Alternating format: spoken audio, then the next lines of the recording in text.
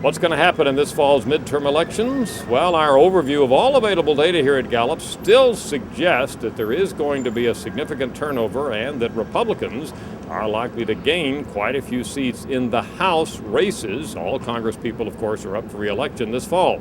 Let's look at the numbers. Our generic ballot, which we track on a weekly basis, now shows Republicans up by 6 points over Democrats. That is statistically significant. That's the second week in a row in which Republicans have had a significant advantage over Democrats. In fact, if you look at the big picture, you'll see most weeks since we began tracking the generic ballot back in March, the numbers among registered voters have either been close, tied, or Republicans have had a lead. That's important because Republicans have a significant turnout advantage in almost every midterm election. So if the Democrats and the Republicans are tied among registered voters, or if Republicans are actually ahead among registered voters, that would suggest a significant gain in seats by the GOP in the fall.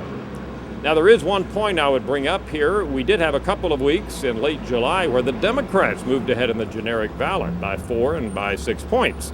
This is the only time so far that we've seen this, but yet those 2 weeks are 2 weeks, and it does suggest that perhaps, maybe, there's the possibility for Democrats to come along and do better between now and Election Day, which is November 2nd. Remember, a lot of Americans are vacationing and not paying a great deal of attention to the congressional races yet. All the campaigning and emphasis in the news media on the elections begins intensely after Labor Day, so it's possible again that once focused, Americans could change their mind. But we here at Gallup still think it looks like gains for the Republicans. 2 other bits of information which reinforce that conclusion.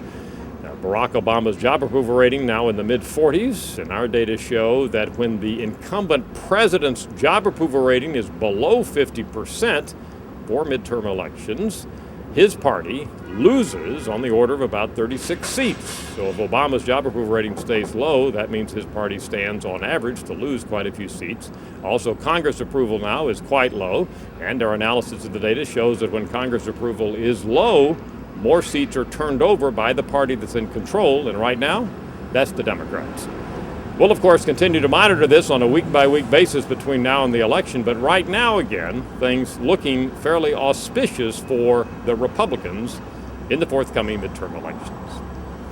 I'm Dr. Frank Newport, Gallup's editor-in-chief.